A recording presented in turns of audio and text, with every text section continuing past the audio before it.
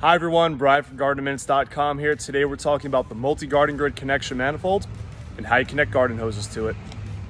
So this is the multi-garden grid connection manifold. Basically what it allows you to do is connect up to 2 neighboring garden grids and 1 garden bed to run off of a single garden hose. All your garden hose connections start and end at the bottom of the manifold. At the bottom of the manifold is a swivel side and an accessory cap side. The swivel side is where you're going to connect your incoming garden hose from your hose spigot.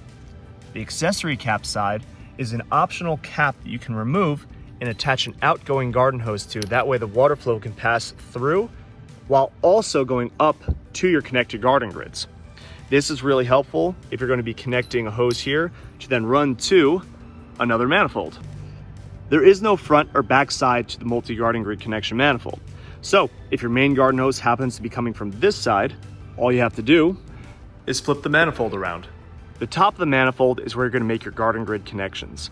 There are valves that you connect your garden grids to. That way you can control each connected garden grid independently of the other. All right, let's take you down to the manifold and show you how those hose connections happen.